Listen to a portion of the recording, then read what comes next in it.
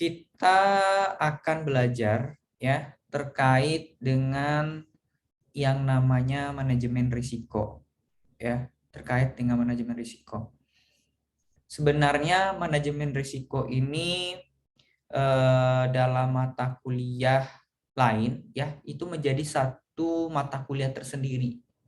Nah, tetapi di perencanaan keuangan ini menjadi sub bagian pembahasan perencanaan keuangan.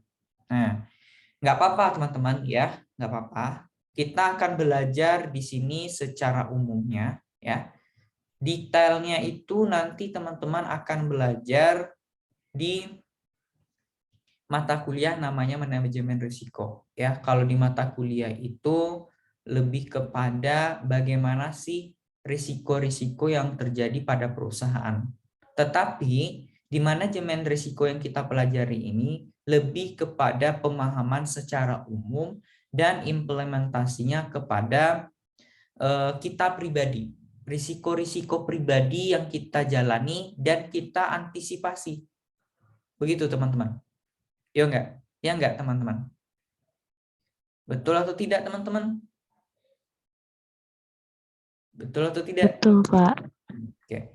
Puasanya sehari ini gimana teman-teman? Lancar semua? Lancar tidak? Alhamdulillah, Pak. Gimana sudah mulai meramaikan pusat-pusat perbelanjaan? Apakah ilmu yang saya berikan dari pertemuan 1 sampai 6 sudah mulai dipraktekkan di hari Lebaran ini? Ayo, gimana? Atau ya udahlah materi Pak Andi sekedar materi aja. Yang penting saya mau puas-puaskan nih, mau beli baju Lebaran sebanyak-banyaknya nih gitu. Saya mau tampil beda di hari Lebaran gitu. Ada yang seperti itu teman-teman? Atau ya udah saya sudah dapat ilmu, udah dapat wejangan dari Pak Andi gitu ya.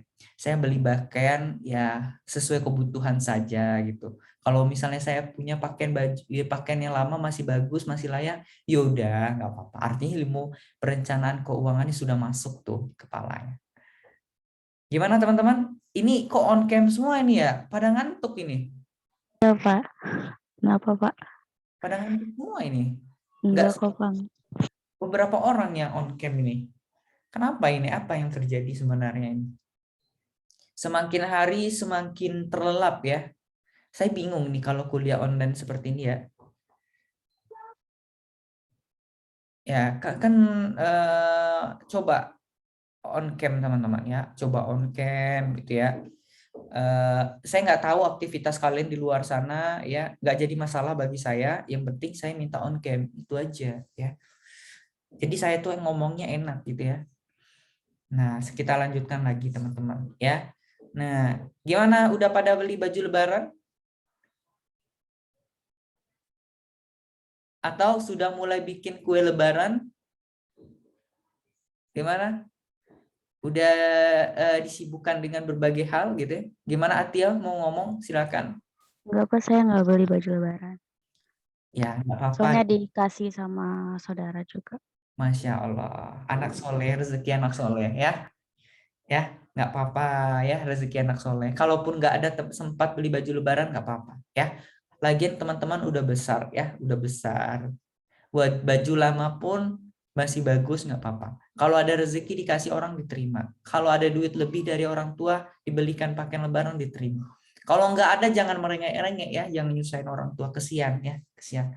Esensial utama dari lebaran itu sebenarnya bukan pakaian barunya, tetapi ya sejauh mana kita sudah menjalani bulan puasa ini dengan baik ya, menjalankan ibadahnya dengan baik, dan kita menerima segala proses yang kita lalui itu dalam kemenangan di hari Lebaran ya teman-teman.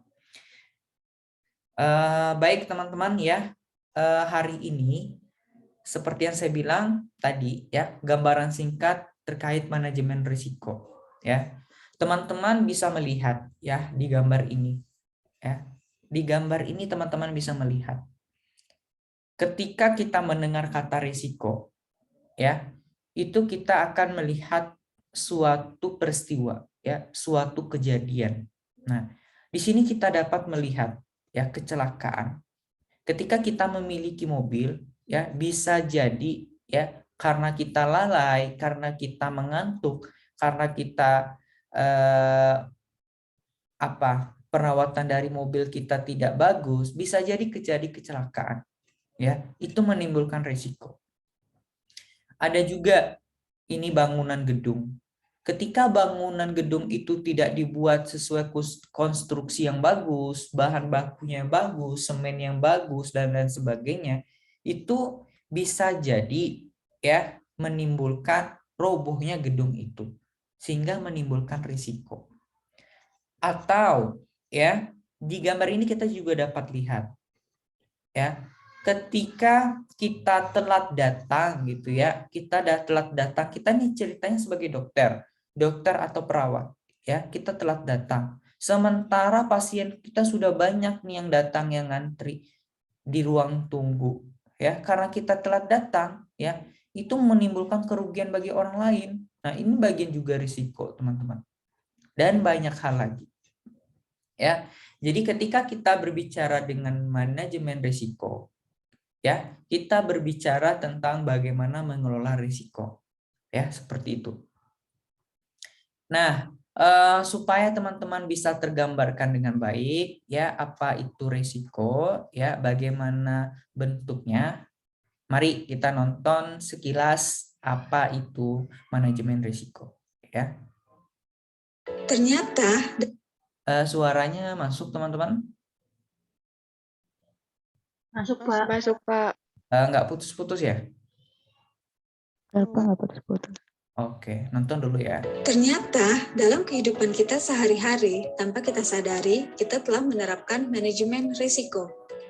Tahukah Anda, tanpa penerapan manajemen risiko, mungkin saja Anda tidak bisa menyaksikan tayangan ini. Maka janganlah manajemen risiko kita jadikan sebagai beban. Ilustrasi penerapan manajemen risiko. Sebagai contoh, seseorang yang memiliki sasaran ingin tidur nyenyak setiap malam secara tidak sadar telah menerapkan manajemen risiko. Membuat proses manajemen risiko sebagai berikut. Pertama, mendeskripsikan kondisi atau penetapan konteks. Kondisi internal sebagai berikut. Status single. Usia antara 20 tahun sampai dengan 40 tahun. Jenis kelamin laki-laki. Sehat atau sakit? Sehat. Sensitif terhadap nyamuk, panas, dan suara berisik. Kondisi eksternal sebagai berikut. Lokasi tinggal, perkotaan dalam perkampungan Betawi. Kondisi cuaca, panas. Kondisi lingkungan, berisik, kotor, berbau, berdebu, dan selokan yang tergenang. Kedua, menentukan hal-hal yang mungkin terjadi atau identifikasi resiko. Hal-hal yang dapat mengganggu sasaran atau keinginan untuk dapat tidur nyenyak, risikonya sebagai berikut. Risiko banyak nyamuk di dalam kamar, penyebab terjadinya sebagai berikut. A. Selokan yang tergenang. B. Tempat penampungan air tidak tertutup. C. Banyak baju yang tergantung di kamar. D. Kamar yang kotor. Risiko udara panas penyebab terjadinya sebagai berikut. A. Kamar tidak memiliki ventilasi. B. Tidak berfungsinya kipas angin atau AC. C. Kamar yang sempit dan banyak perabotan. Risiko berisik penyebab terjadinya sebagai berikut. A. Rumah dekat dengan jalanan. B. Tetangga membuat acara kawinan atau sunatan. C. Ada perbaikan rumah tetangga. Risiko sakit batuk penyebab terjadinya sebagai berikut. A. Terserang virus atau kuman penyakit. B. Kurang beristirahat. Ketiga, membuat pembobotan atau analisis risiko. Membuat analisa terhadap risiko yang berpotensi menggagalkan sasaran. Risiko banyak nyamuk di dalam kamar, analisa risikonya sebagai berikut. A. Faktor penyebabnya banyak, maka tingkat kemungkinan terjadinya tinggi. B. Sensitif terhadap nyamuk, tingkat pengaruh terhadap sasaran tinggi. Risiko udara panas, analisa risikonya sebagai berikut. A. Tingkat kemungkinan terjadinya udara panas rendah. B. Sensitif terhadap udara panas, tingkat pengaruh terhadap sasaran tinggi. Resiko berisik. Analisa resikonya sebagai berikut. A. Tetangga jarang mengadakan acara, tingkat kemungkinan terjadinya rendah. B. Sensitif terhadap berisik, tingkat pengaruh terhadap sasaran sedang. Resiko sakit batuk, analisa resikonya sebagai berikut. A. Tingkat kemungkinan terjadinya sakit rendah. B. Tingkat pengaruh terhadap sasaran rendah. Resiko banyak nyamuk di dalam kamar, level resikonya tinggi. Risiko udara panas, level resikonya sedang. Risiko berisik, level resikonya sedang. Risiko sakit batuk, level resikonya rendah. Keempat, membuat urutan prioritas atau evaluasi risiko. Risiko banyak nyamuk di dalam kamar, prioritas risikonya nomor 1. Risiko udara panas, prioritas risikonya nomor 2. Risiko berisik, prioritas risikonya nomor 3. Risiko sakit batuk, prioritas risikonya nomor 4. Menurut selera orang tersebut, risiko yang harus dilakukan rencana penanganan adalah prioritas risiko nomor 1 dan 2. Kelima, rencana penanganan atau mitigasi risiko.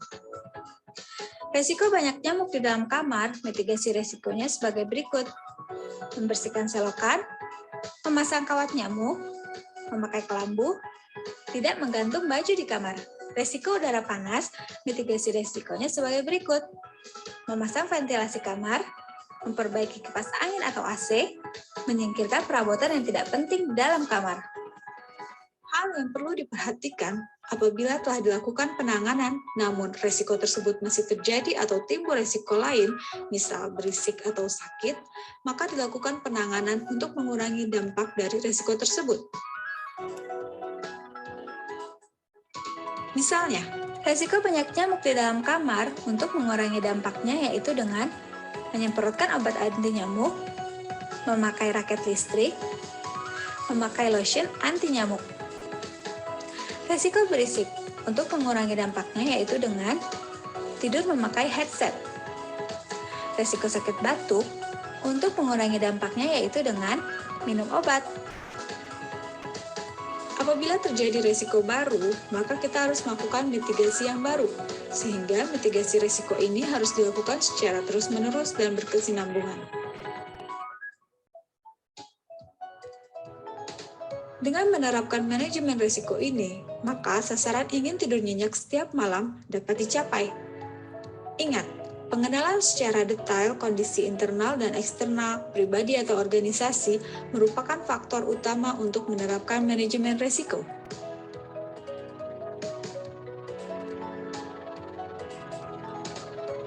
Jadi, tanpa kita sadari dalam kehidupan sehari-hari, kita telah menerapkan manajemen risiko.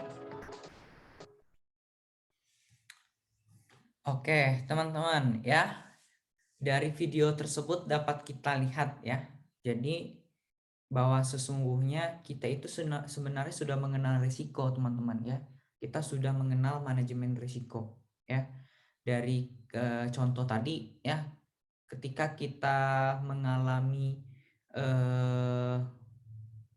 digigit nyamuk gitu ya, kira-kira apa sih yang terjadi, kira-kira masalahnya apa gitu. Nah, itu sebenarnya sudah kita alami dalam kehidupan sehari-hari. Nah, tentu itu bukan sesuatu yang biasa lagi ya. Namun ini dijadikan suatu ilmu yang disebut dengan manajemen risiko. Nah, dari video tersebut sudah paham ya? Ya, paham ya? Nah, kita lihat. Ya, kita lihat gambaran umum risiko dan manajemen risiko. Nah, risiko itu ini teman-teman ya. Tadi udah jelasin juga sedikit.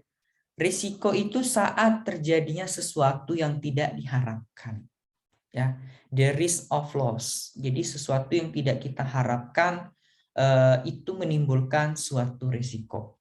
Ya, misalnya kita pengen dulunya masuk perguruan tinggi negeri. Ya, saya yakin teman-teman di sini dulunya pengen masuk perguruan tinggi negeri. ya awalnya.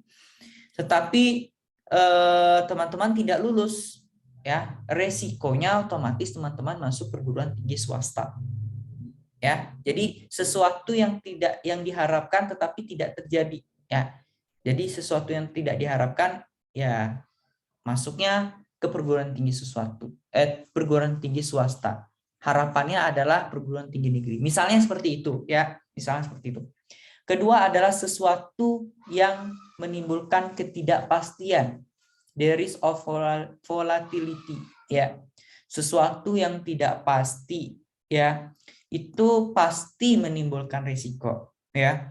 Ketika kita bermain saham, ya, ketika kita bermain saham itu kita dihadapkan dengan sesuatu yang tidak pasti, ya. Kita berspekulatif, ya. Nah, di dalam Islam sendiri, ya, ketika kita berinvestasi melalui saham itu tidak diperbolehkan. Ya, saham itu sesuatu yang berspekulatif. Dalam analisis keuangan bank syariah kita sudah belajar sesuatu yang berspekulatif itu tidak boleh di dalam Islam. Karena apa? Karena dalam Islam sudah memikirkan resikonya. Ya, sesuatu yang spekulatif itu tidak jelas manfaatnya apa, keuntungannya apa. Maka dibilang menimbulkan risiko. Selanjutnya adalah suatu peluang yang hilang. Ya, ketika kita sudah mendapatkan risiko itu ada yang hilang, ya. There is of loss opportunity. Kesempatan kita untuk memperoleh sesuatu menjadi hilang. Ya, kita awalnya pengen membuka usaha di suatu tempat tersebut. Ya, tetapi karena kita telat dan sudah didului orang untuk mendirikan usaha di sana, ya, kita mau mengembangkan usaha. Tapi kita telat, ya, risikonya adalah kita tidak bisa membuat usaha sejenis di sana. Ya, jadi peluang kita itu telat, ya, peluang kita untuk membuka usaha itu tidak ada jadinya, gitu, ya. Oke, apa sih definisi dari risiko itu, Pak? Nah, definisi dari risiko itu ini, teman-teman, ya. Nah, kalau menurut ASNZS, ya, dia menyatakan the change of something happening that will have an impact on objective, ya. Kesempatan terjadinya sesuatu yang akan berdampak pada tujuan. Ya, risiko itu sesuatu yang membuat terganggunya tujuan kita, ya. Kita ingin memiliki sesuatu, ya, tetapi karena peluang kita terhadap risiko terhadap sesuatu itu bermasalah, ya, jadi tujuannya tidak tercapai, ya. Lalu ada definisi risiko menurut Enterprise Risk Management, COSO, ya. Suatu keadaan dengan dampak negatif merupakan risiko yang dapat mencegah penciptaan nilai dan mengikis nilai yang ada. Jadi risiko-risiko itu secara tidak langsung, ya, dia akan mengurangi nilai, ya, mengurangi nilai-nilai yang sudah disepakati bersama, ya. Jadi itu risiko. Nah, lalu kita jabarin nih satu-satu, ya, risiko menurut CNZS tadi, ya. Dari kata-kata tadi, ya, kita dapat mengambil kata penting bahwasanya menurut AS ini ada 3 kata penting. Impact, objektif, dan something. Ya, impact itu kan dampak. Dampaknya dalam bentuk apa saja? Dampaknya bisa dalam bentuk harta, komunitas, biaya, lingkungan, manusia, kinerja, reputasi, pendapatan, dan pelayanan. Inilah dampak-dampak yang terjadi ketika kita mengalami risiko. Objektifnya apa? Ya, yang menjadi sasarannya apa? Ya, strategik, ya, ada operasional, ada pelaporan, dan ada ketaatan. Lalu something-nya siapa? Something-nya terkait dengan SDM, terkait dengan finansial, hukum, manajemen, peristiwa alam, kegiatan operasi masyarakat, politik, dan teknologi. Inilah 3 hal ya yang paling penting ketika kita berbicara masalah risiko menurut AS dan NZS. Nah, sementara menurut RM Choso ya, itu dia menyatakan dari definisinya itu terbagi menjadi 2 ya, ada eksternal dan ada internal ya. Kalau dari eksternal dia menyatakan itu dari faktor luar ya. Faktor luarnya itu terjadinya globalisasi ya, teknologi, peraturan, pasar, persaingan dan sebagainya.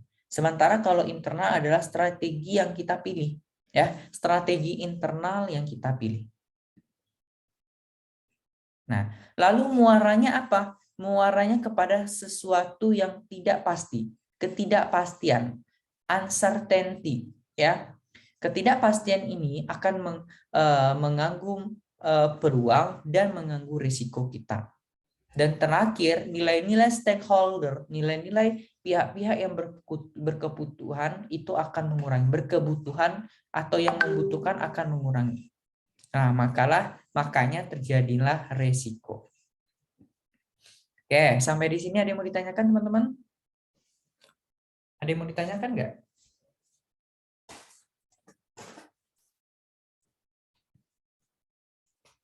Ada yang mau ditanyakan nggak? Teman-teman? Nggak ada Pak kayaknya. Nggak ada.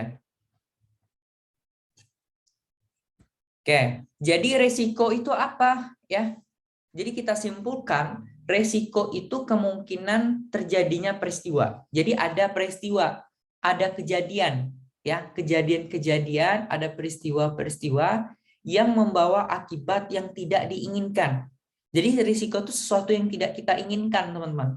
Ya, atas apa? Atas tujuan, ya, atas strategi, atas sasaran atau atas target, ya. Jadi tujuan, strategi, sasaran, dan target ini sesuatu yang tidak kita inginkan di luar apa yang sudah kita rencanakan. Ya, jadi itu risiko. Kurang lebih artinya seperti itu.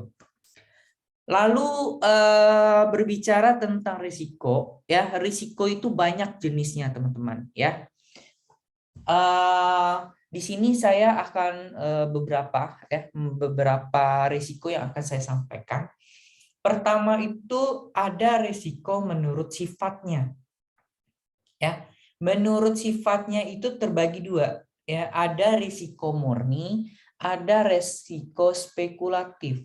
Ya, risiko murni itu adalah risiko yang apabila terjadi tertentu menimbulkan kerugian dan tanpa disengaja.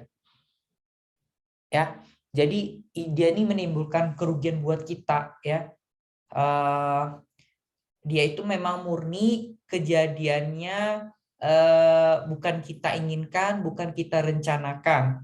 Misalnya apa? Kebakaran, ya, bencana alam, pencurian. Itu kan suatu risiko yang tidak kita inginkan. Ya enggak? Itu kan bukan kita yang buat, ya. Kebakaran siapa yang buat? Bisa jadi terjadi korsleting listrik, ya. Bisa jadi ada yang membakar gitu ya.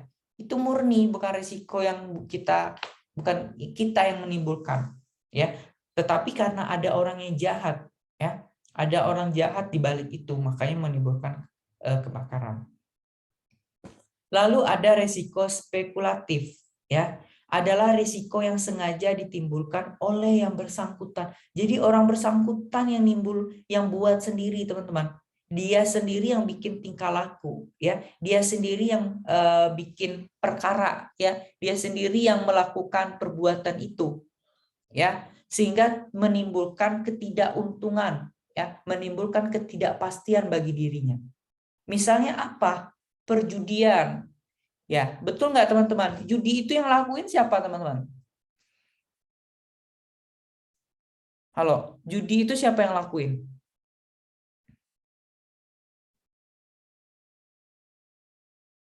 Halo teman-teman. Iya, Pak. Judi itu siapa yang lakuin? Manusia, Bapak. Iya, manusia. Ya. Manusianya seperti apa? Manusianya seperti apa, Anissa Ulfa? Manusianya seperti apa, Pak? Pak, Manusia yang suka bikin dosa. Ya nggak sih, Pak? Nah, yang tepat itu adalah manusia yang dia sebenarnya sudah tahu ya kerugian dari judi itu dia udah tahu. Ya enggak? Dia sebenarnya udah tahu kan kerugian dari judi itu apa. Ya enggak? Ketika dia bermain judi, otomatis ada dua kemungkinan. Dia akan untung ketika dia main judi dan dia juga bisa jadi tidak untung ya karena sesuatu yang judi itu nggak baik ya. Dan itu merujuk kepada tingkah lakunya sendiri ya karena yang ngelakuin judi itu memang dirinya sendiri ya, beda sama risiko murni. Kalau risiko murni kan nggak dia yang ngelakuin ya, orang lain atau enggak karena bencana alam gitu ya. Selanjutnya ada yang disebut dengan risiko menurut sifatnya. Oh iya, sifatnya masih ada lagi ya. Selanjutnya itu risiko fundamental ya. Fundamental itu risiko yang penyebabnya tidak dapat limpahkan kepada seseorang yang menderita, tidak hanya satu orang. Jadi risikonya itu dialami oleh banyak orang, teman-teman. Fundamental ya, penting ya, semua orang mengalaminya. Contohnya apa? Contohnya apa? Banjir, angin topan. Ya, ketika banjir yang nerima siapa? Satu orang atau dua orang? Banyak orang ya, sekampung bisa kena ya, teman-teman ya. Angin topan juga sekampung bisa kena. Ya. Lalu ada yang disebut dengan risiko khusus. Ya. Ini suara saya terdengar jelas, teman-teman? Jelas, Pak. Bapak. Jelas, ya? Dengar kok, Pak. Oke. Ya. Risiko khusus ini adalah risiko yang bersumber pada peristiwa mandiri dan umumnya mudah diketahui penyebabnya. Contoh ya, risiko ini risiko yang jarang-jarang kejadian, teman-teman ya. Jarang-jarang kejadian, tapi kalau sekali kejadian menggegerkan ya, menggegerkan kita semua ya. Tapi itu tuh penyebabnya ya mudah diketahui gitu ya, tapi kita nggak bisa antisipasi duluan. Contohnya apa? Pesawat jatuh ya. Kalau pesawat jatuh kayak dulu itu kan menggegerkan kita semua nggak, teman-teman? Iya nggak? Betul nggak? Iya, Pak. Nah, peristiwa pesawat jatuh itu kan tidak selalu terjadi ya. Sesuatu yang sulit kita prediksi ya. Dan contohnya lagi ada kapal kandas ya, kayak waktu itu ada kejadian di mana dulu di Madura ya, di mana kapal yang tenggelam, kapal apa namanya teman-teman? Lupa saya. Kapal apa? Kapal yang tenggelam tidak ditemukan, kapal milik tentara laut, akademi Kapal Nanggala, Pak. Kapal selam, Pak. ya, kapal selam yang namanya kapal selam apa? Nanggala. Nanggala ya, yang nggak ditemukan ya, itu kan suatu risiko ya, suatu risiko yang membuat kita geger dibuatnya ya. Lalu ada risiko dinamis ya, risiko yang timbul karena kemajuan masyarakat di bidang ekonomi, ilmu dan teknologi. Ya, jadi kebalikan risiko statis tadi teman-teman ya, seperti hari tua, risiko kematian. Nah, selanjutnya ada yang namanya risiko yang dapat tidaknya risiko itu dialihkan. Jadi risiko itu ternyata ada juga yang dapat dialihkan atau tidak ya. Nah, pertama ada risiko yang dapat dialihkan kepada pihak lain ya, dengan mempertanggungjawabkan suatu objek yang akan terkena risiko kepada perusahaan asuransi. Nah, contohnya apa? Ada yang bisa ngasih contoh nggak? Ayo, coba. Ada yang bisa ngasih contoh nggak? Ayo teman-teman.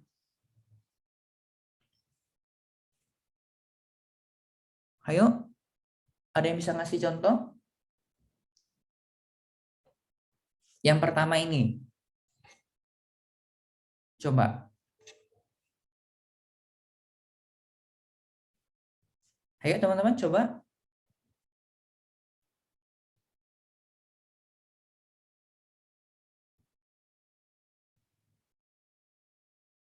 Ayo, teman-teman. Saya tunjuk nih, ya. Coba Kodir. Kodir. Halo Kodir.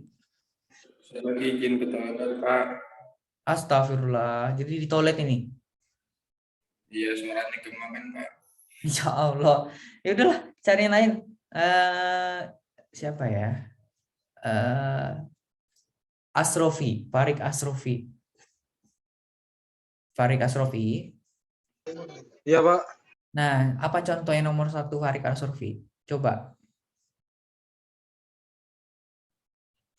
Nih, contoh nomor 1 ini apa kira-kira? Sebenarnya udah ada clue-nya di sini ya.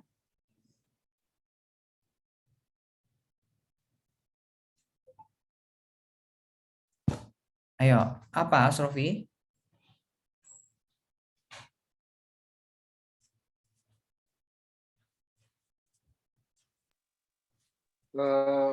Kayak kecelakaan bukan, Pak? Silahkan, karena apa?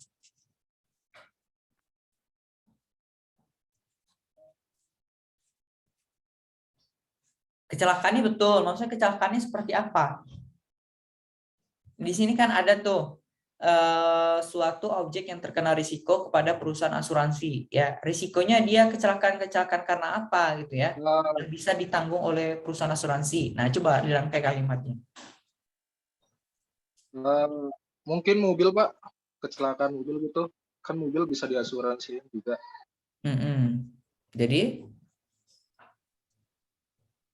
Jadi dia di cover gitu ya, di cover oleh pihak Asuransi. Ya, jadi lengkapnya kayak gini teman-teman contohnya ya. Contohnya itu misalnya ya, kita pengen risiko tidak terjadi bagi kita ya. Kita ingin mengasuransikan mobil kita ya. Misal teman-teman mengasuransikan mobil teman di PT Asuransi Astra Buana ya. Astra, perusahaan Astra, tempat saya kerja dulu ya. Nah, teman-teman asuransikan di situ.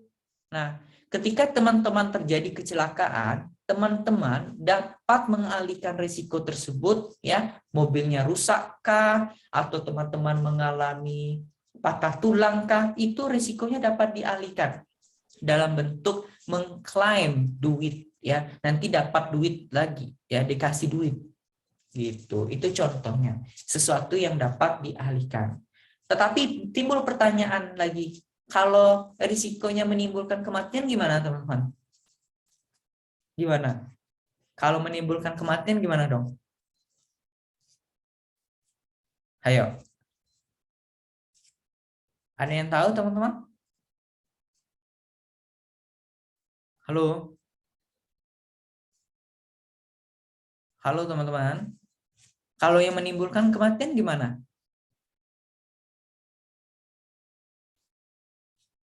Ayo. Kalau menimbulkan kematian, ya tentu perusahaan asuransi akan memberikan duit duit jaminan klaim kalau ada pihak keluarga yang diwariskan. Nah, seperti itu ya. Risiko yang tidak dapat dialihkan kepada pihak lain umumnya semua jenis risiko spekulatif. Jadi risiko spekulatif itu tidak dapat dialihkan, teman-teman. Risiko spekulatif itu seperti apa? Nih, ya. Seperti hutang, perjudian itu nggak bisa, ya. Lalu ada risiko menurut penyebab timbulnya. Ada risiko internal dan ada risiko eksternal. Ya, risiko internal itu risiko yang berasal dari dalam perusahaan sendiri. Ya, jadi dalam perusahaan itu sendiri. Seperti kecelakaan kerja, ya. Misal, ya, kecelakaan kerja karena perusahaannya itu tidak memberikan kenyamanan dalam bekerja, ya. Jadi seharusnya kan kalau teman-teman misalnya nih, teman-teman bekerja di suatu pabrik, ya, di suatu pabrik. Kira-kira ya, apa yang perlu diperlukan oleh seorang karyawan bekerja di pabrik supaya tidak terjadi kecelakaan kerja? Apa kira-kira teman-teman kalau bekerja di pabrik? Istilahnya itu keselamatan, apa ya, saya lupa, 3K kan? Keselamatan, apa itu ya? Coba. Keselamatan kerja pokoknya, ya. Keamanan. Ya, keselamatan, keamanan, apalagi lupa saya. 3K gitu deh. Nah, kira-kira nih, ya, menurut teman-teman apa aja yang perlu dilengkapi oleh perusahaan terkait karyawannya ketika bekerja di pabrik? Coba. Apa aja, teman-teman? Ayo.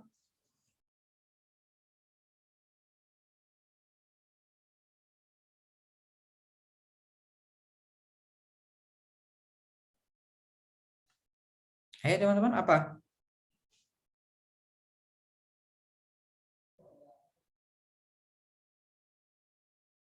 Nah, ilmunya itu K3 menurut keilmuan ya, keilmuan keselamatan dan kesehatan kerja ya. Adalah semua ilmu dan penerapannya untuk mencegah terjadinya kecelakaan dan penyakit akibat kerja ya, atau kebakaran, peledakan dan pencemaran lingkungan. Jadi ketika kita bekerja itu yang perlu dilengkapi apa kalau orang kerja di pabrik?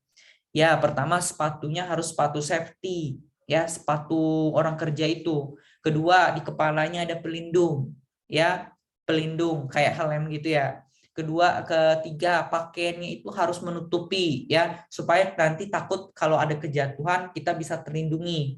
Dan ketiga, ada jaminan asuransi. Nah, itu ya risiko internal di dalam perusahaan supaya tidak terjadi kecelakaan kerja. Lalu ada yang disebut dengan risiko eksternal ya, risiko yang berasal dari luar perusahaan ya, seperti risiko pencurian, risiko persaingan. Nah, lalu kita masuk lagi ya ke manajemen risiko. Sebelum saya masuk ke manajemen risiko, ada yang mau ditanyakan nggak? Ayo, ditanyakan.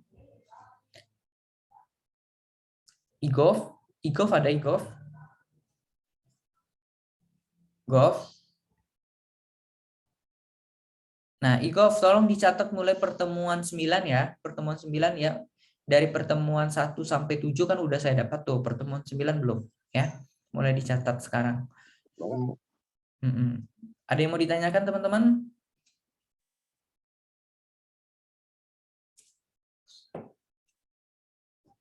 Ada yang mau tanya nggak? Terkait dengan risiko.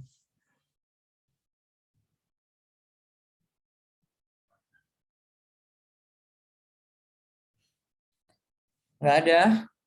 Jawab dong teman-teman, jangan didiamin saya ya. Mungkin belum ada, Pak. Nah, jawab dong ya, enak jadinya. Oke, selanjutnya kita masuk kepada manajemen risiko ya. Manajemen risiko ini lebih kepada bagaimana cara kita mengelola risiko yang terjadi ya. Kita sudah tahu risikonya apa, kita sudah tahu definisinya apa.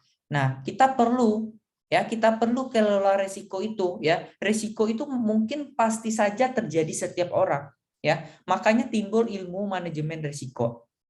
Ya, secara definisi ya, manajemen risiko itu adalah suatu pendekatan yang terstruktur ya dalam mengelola ketidakpastian yang berkaitan dengan ancaman dengan pemberdayaan sumber daya. Strateginya seperti apa? Ya, kita bisa memindahkan risiko, menghindari risiko atau mengurangi risiko. Jadi sederhana risiko cara maksudnya mengelola risiko itu kita pindahkan risiko kita hindari atau kita kurangi ya. Caranya seperti apa Pak? Nah, kita pelajari ya. Nah, kita tahu dulu definisi dari manajemen risiko itu apa. Suatu proses mengidentifikasi ya, mengukur risiko serta membentuk strategi untuk mengelolanya melalui sumber daya yang tersedia. Kita teliti dulu, kita lihat dulu, kita identifikasi dulu ya bahasa kerennya. Kita lihat apa aja sih penyebab risiko itu. Satu, misalnya penyebab risiko banjir. Ayo, apa saja penyebab risiko banjir teman-teman, kita identifikasi dulu. Nomor 1 apa teman-teman? Buang sampah sembarangan. Membuang sampah sembarangan. Kedua apa teman-teman? Musim hujan, Pak. musim hujan. Ya, ketiga apa teman-teman? Irigasi yang tidak baik. Nah, irigasinya tidak baik. Keempat apa teman-teman? Gubernurnya salah. Apa?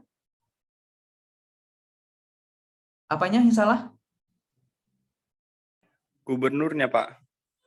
Gubernur yang salah ini maksudnya seperti apa ini? Itu nggak bisa nyelesain banjir, Pak. Kalau saya baca-baca begitu, Pak. Oh, maksudnya lebih kepada kebijakannya gitu ya. Ya, kebijakannya misalnya gubernur kebijakannya tidak memberikan solusi misalnya kayak gitu. Nah, itu kita kan sudah mengidentifikasi semuanya ya. Nah, dari setelah kita mengidentifikasi itu kita ukur resiko. Nanti untuk mengukur resiko itu ada hitung-hitungannya ya. Kita ukur resikonya. Oh, kira-kira kalau kita terjadinya buang sampah sembarangan itu berapa persen sih? Kita prediksi, oh ternyata buang sampah itu 50% ya. Lalu kebijakan pemerintah berapa? 20%. Lalu apa lagi tadi? Irigasinya tidak bagus, 10%. Nah, itu kita ukur risikonya. Setelah risiko kita ukur, kita bentuk strategi. Kita dari sekian banyak risiko itu kita bentuk strategi. Strategi kita apa? Kita bikin opsinya. Oh, satu, mungkin dibikin peraturan supaya warga tidak buang sampah di situ lagi, didenda ya. Bagi yang didenda akan dikenakan bagi yang buang sampah akan didendakan duit misalnya 500.000 gitu. Nah, peraturan ini harus dijalankan, bukan sekedar aturan doang gitu. Nah, strateginya seperti itu misal. Kedua apa lagi? Kedua apa kira-kira teman-teman? Strateginya. Halo, halo? Yang kedua apa kira-kira? Yang kedua apa kira-kira? Mengeruk irigasinya, Pak. Memperbaiki irigasinya. Nah, seperti itu. Nah, lalu barulah kita kelola dan kita jalankan. Itulah yang disebut dengan manajemen risiko. Nah, lalu ada juga yang menjelaskan manajemen risiko itu mencakup kegiatan merencanakan, mengorganisir, menyusun, memimpin, dan mengawasi atau mengevaluasi program penanggulangan risiko. Jadi setelah kita bikin solusinya, kita sudah bentuk strategi, kita evaluasi. Ya, di sini ada anak organisasi nggak? Ada yang anak organisasi? Ayo tunjukkan, tunjuk tangan. Siapa anak organisasi di sini? Teman-teman? Yang anak organisasi di sini siapa, teman-teman? Kodir, Pak. Kodir. Nah, saya mau tanya Kodir. Kodir, kamu organisasinya organisasi apa, Kodir? Kodir. Saya punya ego, Pak. Saya mau nanya ke Kodir, Kang Igov. Kodir, kamu organisasinya organisasi apa? Organisasi mahasiswa, Pak. Hima, Himpunan Mahasiswa. BEM, Pak. Halo, BEM, Pak, maksudnya. BEM, Pak. Hima. BEM, Pak. BEM. BEM. Ya, di BEM kamu bagian apa? Sosial, Pak. Kamu koordinator atau anggotanya? Anggota, Pak. Hah? Anggota. Anggota. Nah, misal nih Kodir ya, anggap aja Kodir ketua ya. Kodir lihat nih ya ketika organisasi ya. Ternyata anggota Kodir itu ada yang tidak aktif Kodir ya. Ketika tidak aktif tentu Kodir berusaha ya supaya anggotanya itu aktif ya. Berbagai cara Kodir lakukan. Nah, setelah berbagai cara yang Kodir lakukan ya, Kodir susun strategi, lalu Kodir apa yang telah Kodir lakukan itu Kodir praktekkan langsung. Setelah Kodir praktekkan langsung, lalu yang Kodir lakukan apa? Urusan asuransi udah selesai. Ya anggap aja 8. Maksudnya gimana, Pak? 50%. Oh, Kodir nggak fokus nih. Yang lain aja deh. Soalnya temannya banyak banget berisik di situ ya. Ganti aja yang cewek aja deh. Yang cewek ada? Yang cewek siapa di sini? Jadi ini anaknya kupu-kupu semua ya? Ada Pak Devi. Kupu-kupu Ada semua. Pak. Pulang, kuliah, kos atau kuliah, rumah gitu ya. Biasanya kalau anak organisasi paham nih ya, terkait manajemen risiko ini ya. Misalnya gini teman-teman, kalau misalnya teman-teman sebagai ketua BEM ya, presiden, kalau di saya dulu tuh kalau BEM itu namanya gubernur ya, BEM fakultas ya, BEM fakultas itu gubernur ya, BEM universitas itu presiden ya. Misalnya di bawah presiden BEM itu kan di bawah gubernur BEM itu kan ada koordinatornya ya, ada asisten ahlinya ya. Nah, di bawah asisten ahli kan ada sub cabang dari tiap-tiap bidang ya kan. Nah, misalnya setiap asisten ahli dia lihat nih anggapnya anggota ya. Detailnya nggak usah perlu detail banget. Nah, dia lihat anggotanya itu kenapa ya ketika awal-awal masuk semangat ya, ikut organisasi semangat.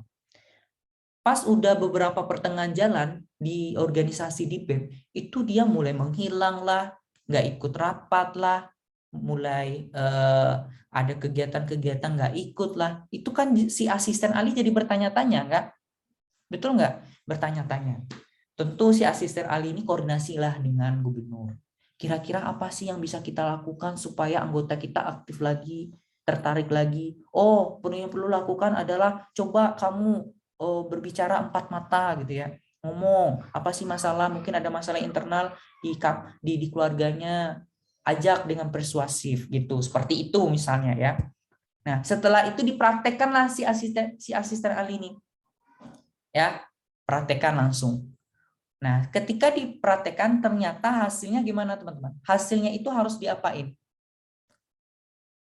Harus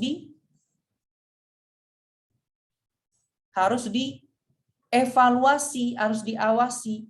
Apakah solusi yang diberikan itu sudah benar atau salah? Oh, ternyata salah. Strategi yang dilakukan itu salah. Kita harus cari solusi lain untuk meningkatkan minat pengurus ini semangat dalam berorganisasi. Ya, saya itu dulu ikut organisasi juga teman-temannya, banyak juga organisasi saya ikut. Saya lihat gitu ya. Ya, ini kenapa anggota pada lesu semua, nggak semangat semua gitu ya, ada yang loyo gitu. Kebanyakan orang itu ngikut organisasi cuman ikutan doang.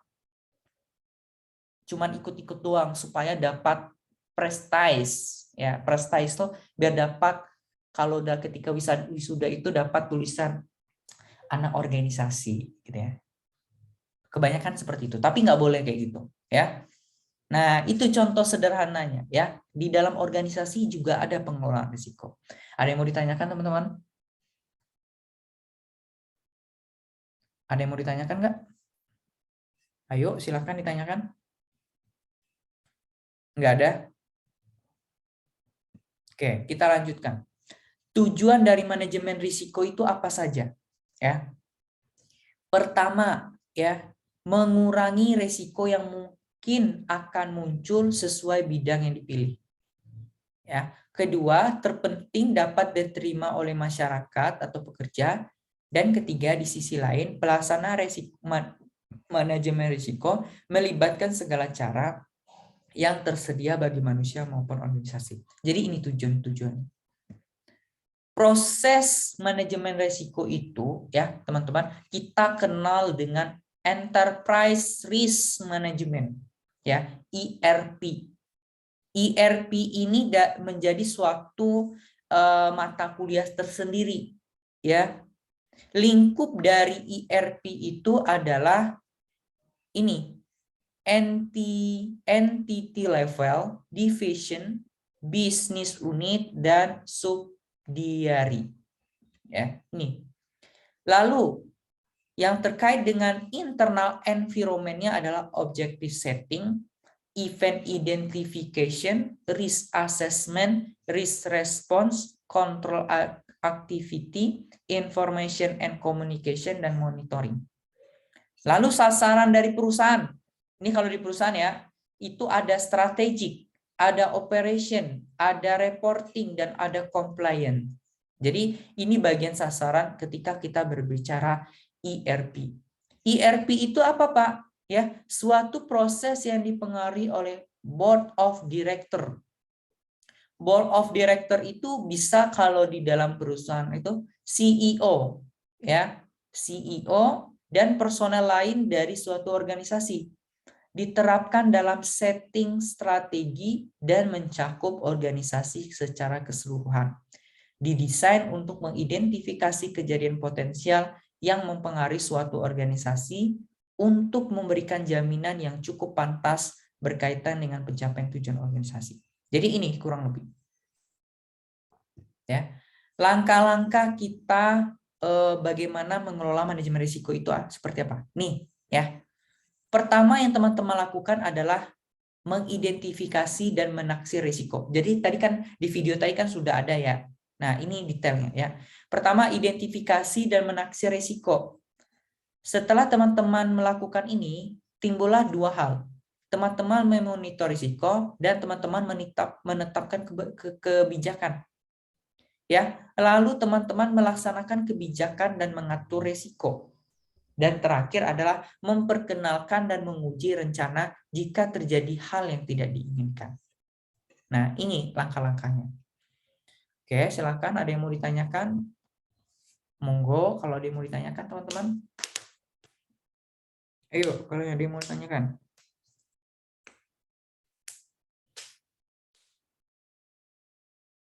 Ayo, yang mau bertanya silakan. Nggak ada yang mau ditanyakan? Oke. Sama gestir yang banyak. Bagaimana? Bagaimana, Kodir? Banyak. Ada Pak mungkin. Jam kau. Sudah ada Pak mungkin. Oh, oke. Nah, selanjutnya teman-teman, bagaimana kita mengukur bobot risiko kita dapat. Jadi kita untuk mengukur bobot risiko kita dapat menggunakan skala dari 1 sampai 5 ini. Jadi kan kita udah ini ya menaksir risiko ya. Jadi kita ukur. Teman-teman ingat baik-baik nanti akan ada tugas terkait ini ya. Akan ada tugas ya. Untuk mengukur risiko itu kita dapat menggunakan skala 1 sampai 5 ya. Bobot 1 sampai 5. Skala yang paling tinggi itu 1 ya.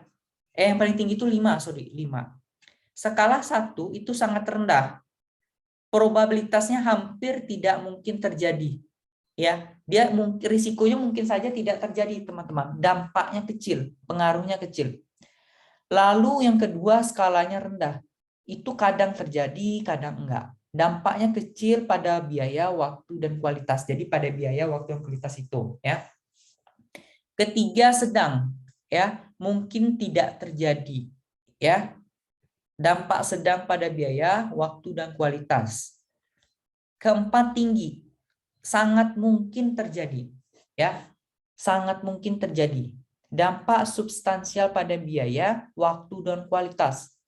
Kelima, sangat tinggi, ya. Hampir pasti terjadi. Jadi kemungkinan terjadi risikonya itu mungkin terjadi gede banget, ya.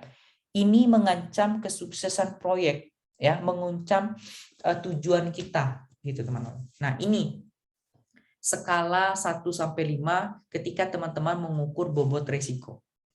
Ya.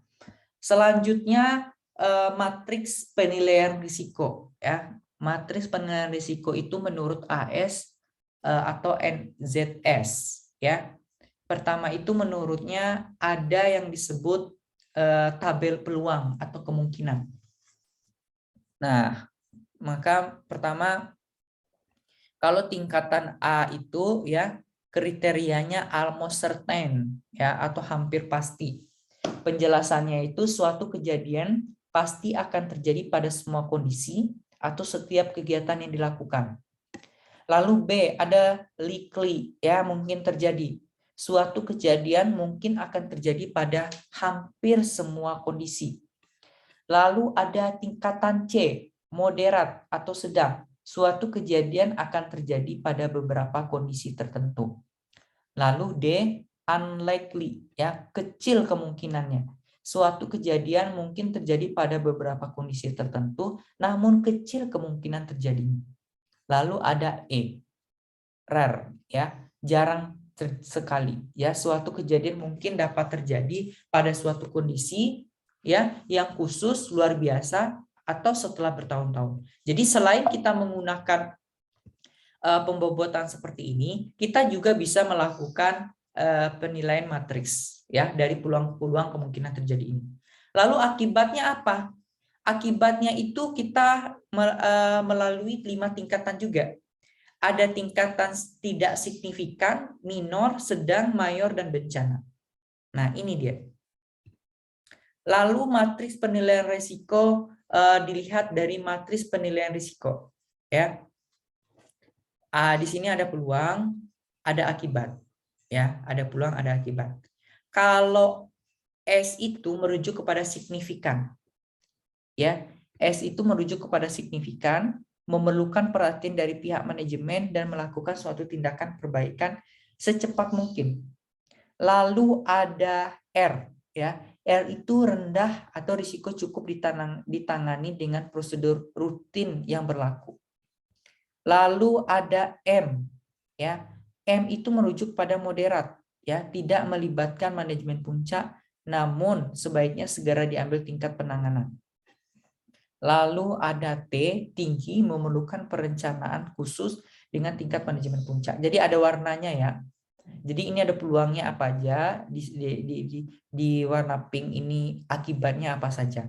Nah, ketika ada peluang dan ada akibat, lalu kita analisis kira-kira kalau misalnya akibat satu itu dia masuk mana?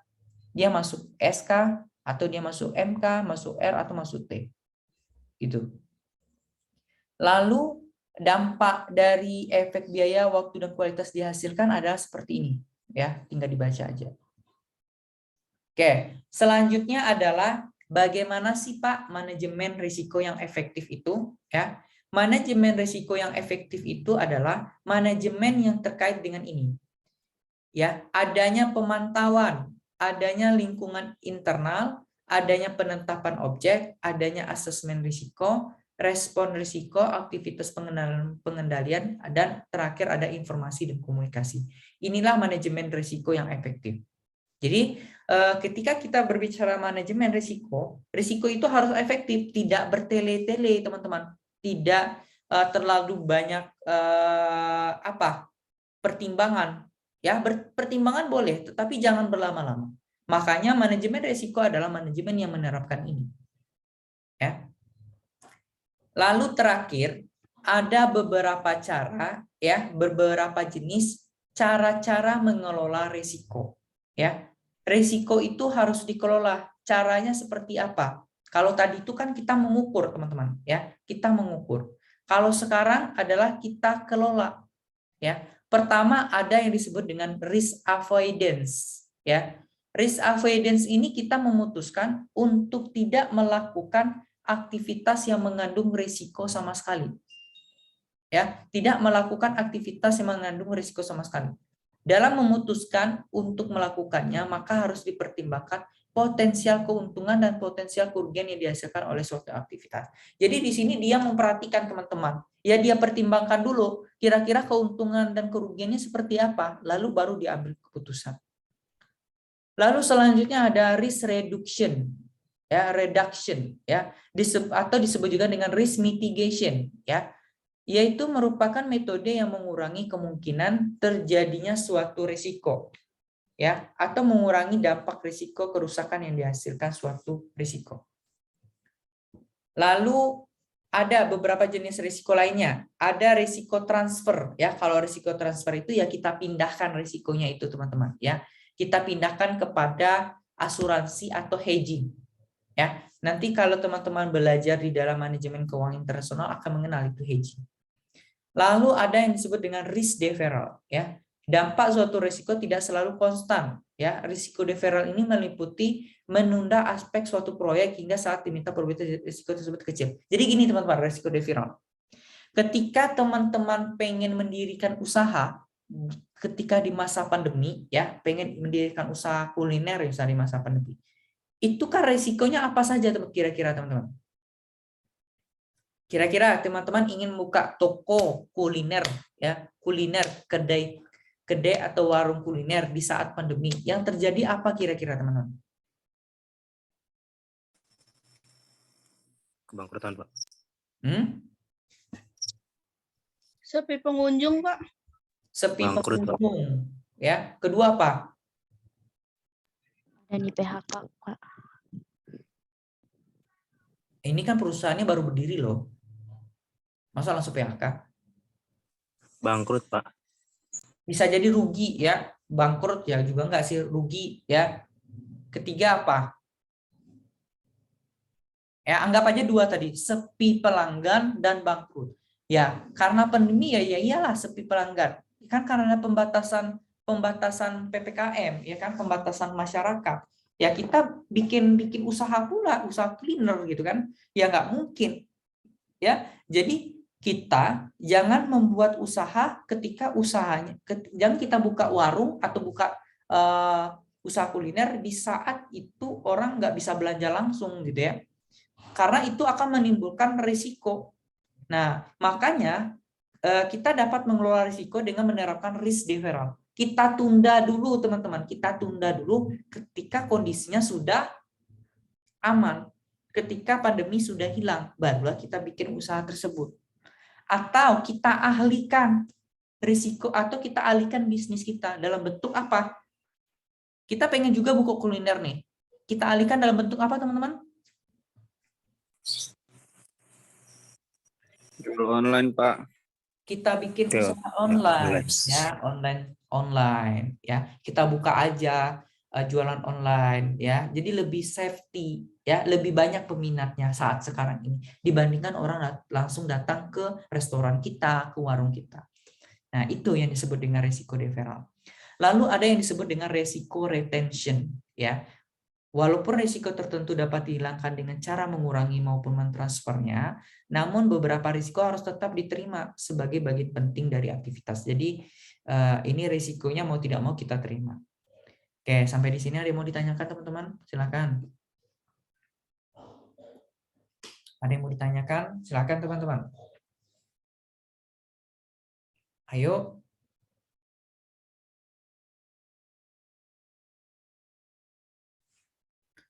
Ayo teman-teman, kok lesu banget sih? Pak. Bagaimana? Ya, kalau misalnya di perusahaan kan pas pandemi itu ada yang di PHK ya Pak. Terus kalau misalnya udah selesai pandeminya, kira-kira ada peningkatan gitu ke Pak bagi yang kesempatan kerja Pak? Yang calon lamar kerja gitu Pak. Soalnya kan di pandemi itu banyak yang nggak bisa atau sulit untuk mencari pekerjaan gitu. Oke, baik. Ya, ini pertanyaannya pertanyaan dari siapa? Atia. Kalau ketika pandemi lowongan kerja itu kan banyak yang nggak nerima ya. Nah, kemungkinan kalau misalnya udah pandemi bagaimana? Saya optimis teman-teman ya, kalau misalnya pandemi udah selesai, pasti loker pekerjaan itu pada buka semua ya. Saya itu kan sebelum jadi ngajar, sebelum jadi dosen, saya itu kan korban PHK juga teman-teman.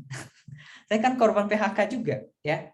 Awalnya saya kan kerja di Astra ya teman-teman ya, di Astra, dan 6 Juni 2021 saya kena PHK. Itu kan saat tinggi-tingginya kan, saat pandemi tinggi-tingginya.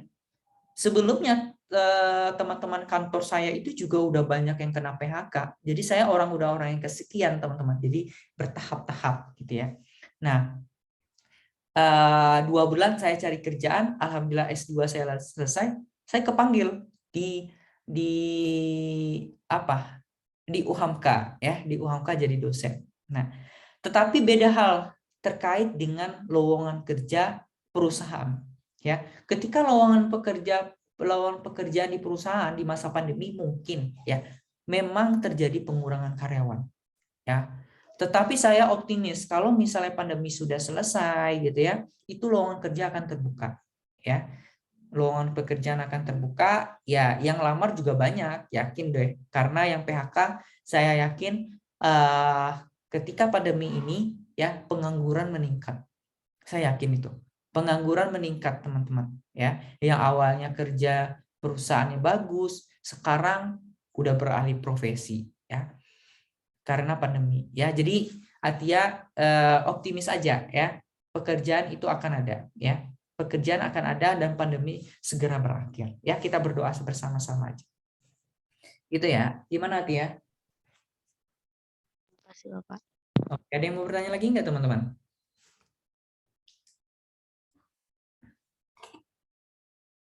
Gimana teman-teman, ada yang mau bertanya?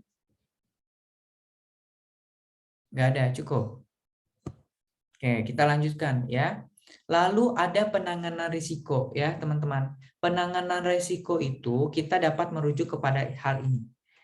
Pertama, high probability. Ya, kalau high probability-nya tinggi, ya, kalau probability-nya tinggi, impact-nya tinggi, ya, itu risikonya harus dihindari teman-teman. Ya, harus dihindari atau ditransfer. Tetapi kalau probability-nya rendah, impact-nya tinggi, risikonya dihindari, atau melakukan mitigasi risiko, atau kita melakukan contingency plan, atau istilah kita bikin perencanaan. Lalu kalau misalnya probability-nya tinggi, impact-nya rendah, ya kita lakukan mitigasi risiko dan kita lakukan contingency plan, ya. Atau probability-nya rendah, impact-nya rendah, risiko dikurangi, ya risikonya dikurangi atau menerima efek. Ya terima aja efeknya itu ya. Karena kan probability-nya rendah, impact-nya rendah. Ya udah terima aja atau kita kurangi, ya seperti ini. Lalu terakhir, ya kenapa kita penting mempelajari manajemen risiko ini? Ya ini paling penting. Sebagai anggota organisasi, ya risiko ini penting ya dalam rangka untuk mengetahui cara atau metode yang tepat untuk menghindari atau mengurangi besarnya suatu kerugian sebagai akibat ketidakpastian terjadinya suatu peristiwa yang merugikan. Jadi ketika kita belajar manajemen risiko ini, kita tidak belajar tentang perusahaan saja teman-teman. Kita juga belajar bagaimana cara kita mengelola risiko yang terjadi dalam organisasi kita, dalam rumah tangga kita, resiko dalam pribadi kita, itu semuanya bisa kita kelola. Makanya kita perlu belajar manajemen risiko. Ya, makanya ketika teman-teman anak organisasi, teman-teman dihadapkan risiko, coba praktekkan ilmu yang saya terapkan tadi. Kita ukur skala risikonya berapa, kita terapkan kira-kira strateginya seperti apa. Nah, sebagai pribadi ya, risiko ini dapat menjadi manajer risiko yang profesional dari perusahaan dan dapat lebih berhati-hati dalam mengatur kehidupan pribadinya sehari-hari. Jadi ketika kita belajar manajemen risiko, diharapkan teman-teman bisa lebih berhati-hati. Ya, teman-teman bisa berhati-hati lagi dalam bertindak. Ya, seperti contoh yang tadi, kita berjudi. Ya, kita berjudi. Ya, kira-kira berjudi ini bagus enggak? Baik enggak? Oh, ternyata berjudi ini enggak bagus. Ya udah, ditinggalkan. Apalagi, misalnya teman-teman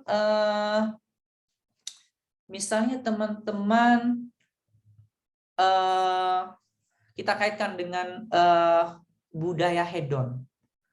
Teman-teman beli pakaian di full and bear, ya. Teman-teman beli pakaian di full and bear, pakaian yang bermerek itu, ya. Sementara teman-teman gajinya itu ya nggak sebutkan aja UMR Jakarta, ya. Gaya-gayaan mau beli pakaian yang seperti itu, ya. Nah, itu nggak bisa. Resikonya yang terjadi apa? Ya, resikonya yang bisa terjadi adalah teman-teman ya bisa jadi akhir bulan duit gaji nggak cukup karena disibukkan dengan membeli pakaian yang branded gitu, ya. Karena nggak ngukur diri, nggak ngukur bayang-bayang gitu ya. Ya, ngikutin hedon aja ya, makanya dibeli gitu ya. Jadi nggak boleh kayak gitu. Nah, itu menimbulkan risiko. Nah, ketika itu terjadi, teman-teman bisa mikir, oh saya gaji saya UMR, saya pengen pakaian, saya butuh pakaian. Ya, ketika teman-teman butuh pakaian, teman-teman harus memilih dan membeli pakaian di mana? Ayo teman-teman, membeli pakaian di mana? Di mana? Di Tanah Abang misalnya ya, di Tanah Abang. Di Tanah Abang kan kualitasnya juga bagus, ya kan? Juga bagus, nggak jelek gitu kan? Juga murah, mumer gitu ya. Nah, cocok di kantong kita gitu. Jadi risikonya bisa kita hindari. Begitu teman-teman ya. Ada yang mau ditanyakan sampai di sini? Ada yang mau ditanyakan nggak? Oke, kita lanjutkan.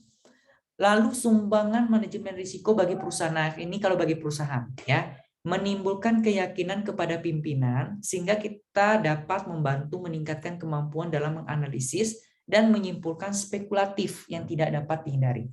Kedua, dapat mengurangi keraguan-raguan dalam pengambilan keputusan yang dapat mendatangkan keuntungan. Jadi, ketika kita belajar manajemen risiko, ya kita dapat mengambil keputusan apakah kita akan mengambil suatu proyek ini atau tidak. Ya, selanjutnya akan mendapatkan kepercayaan lebih besar dari pihak-pihak terkait. Ya, jadi gini, ketika teman-teman bekerja di perusahaan, ya nanti ya teman-teman bisa memberikan analisisnya, bisa memberikan pemikirannya. Misalnya, Pak, menurut saya Pak, usaha proyek ini tidak akan berhasil Pak. Mungkin gitu ya. Karena gitu ya, karena saya melihat, karena saya sudah belajar Pak, karena risikonya sangat tinggi Pak. Karena perhitungan saya seperti ini Pak. Nah, itu mendapatkan kepercayaan besar dari bos-bos. Oh, ini anak kayaknya punya potensi ya, potensi. Saya angkat dia sebagai manajer, saya kan dari anggota biasa jadi karyawan biasa jadi manajer. Nah, jadi sangat banyak ilmunya teman-teman ya. Lalu sumbangan bagi keluarga ya. Sumbangan bagi keluarga apa? Mampu melindungi keluarga dari Pak, kerugian. maaf Pak, putus-putus Pak. Putus-putus, benar. Halo, masih putus-putus? Udah enggak Pak. Oke, tadi sampai di mana? Langsung aja Pak. Lanjut aja Pak. Oke, baik. Nah, sumbangan bagi keluarga ya, sumbangan bagi keluarga ini mampu melindungi keluarga dari kerugian yang parah sebagai akibat terjadi peristiwa yang merugikan. Nah, kalau misalnya kita udah paham kerugian mudaratnya dari apa namanya dari berjudi, ya kita bisa ngingatin teman-teman ya. Jika keluarga telah terlindungi secara memadai dari risiko misal kematian, kehilangan kekayaan, ia akan memusatkan perhatian dalam pengembangan karir dan investasi.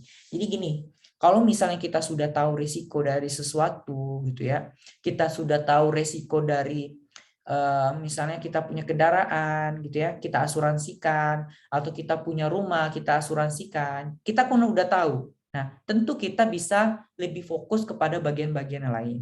Misal bagian pengembangan karir atau investasi. Kita dapat meningkatkan karir kita atau kita merasa aman investasi gitu ya. Investasi apa Pak? Misalnya investasi rumah gitu ya. Ketika rumah kita sudah diasuransikan, kita nggak perlu takut gitu ya. Kalau misal kebakaran gitu ya, usaha-usaha kos kita nggak usah takut karena sudah diasuransikan. Nah, selanjutnya adalah akan meringankan keluarganya dari tekanan mental dan fisik akibat adanya ketidakpastian atau risiko. Nah, itu jelas ya. Lalu sumbangan untuk masyarakat ya. Ini ya, penanggulangan yang baik terhadap kemungkinan terjadinya pemugakan buruh akan menghindari masyarakat di sekitar perusahaan akibat huru-hara akibat pemugakan. Pengelolaan limbah yang baik untuk menghindari pencemaran lingkungan akan ikut memelihara ketentraman kehidupan masyarakat sekitar. Jadi di dalam masyarakat itu kan ada limbah ya. Ketika kita sudah tahu gini, maksudnya ketika di lingkungan masyarakat ada pabrik itu kan menghasilkan limbah ya. Limbah itu ya harus dikelola, harus dikelola dengan baik supaya tidak menimbulkan kerugian bagi masyarakat. Nah, ketika kita udah paham itu, ya ketika kita udah paham ilmunya, pengelolaan limbah yang baik itu akan menghindari pencemaran lingkungan. Ya, masyarakat juga merasa nyaman, ya. Nah, itu terakhir teman-teman. Ada yang mau ditanyakan teman-teman? Ayo, ada yang mau ditanyakan nggak? Pak, yang tugas itu kan bikin ada 3 tabel, itu dibikin tiga-tiganya atau gimana? Tugasnya mana? Ini. Ya. Nah, jadi tugas kita itu kalau sebelum tugas yang tadi materi dari saya ada yang mau ditanyakan dulu nggak? Materi dari saya ada yang mau ditanyakan nggak?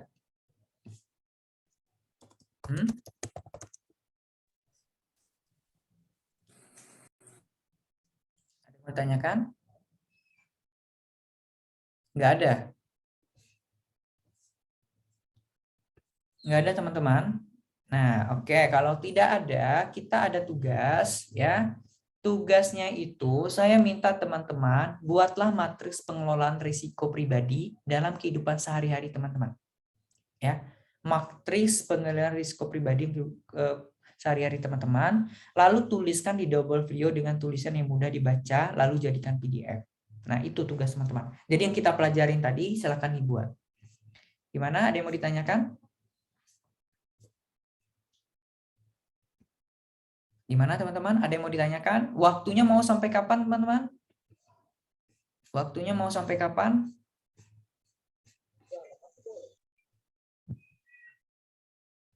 Waktunya sudah saya buat ya, tugas 3 ya.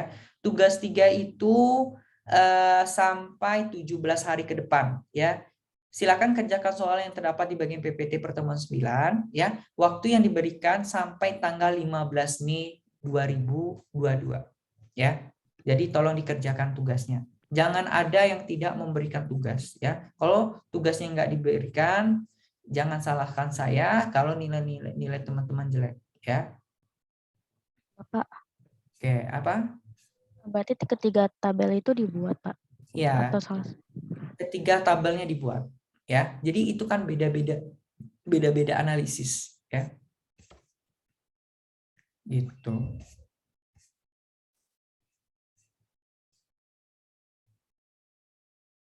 Ya. Mungkin itu ya teman-teman ya. Materi kita hari ini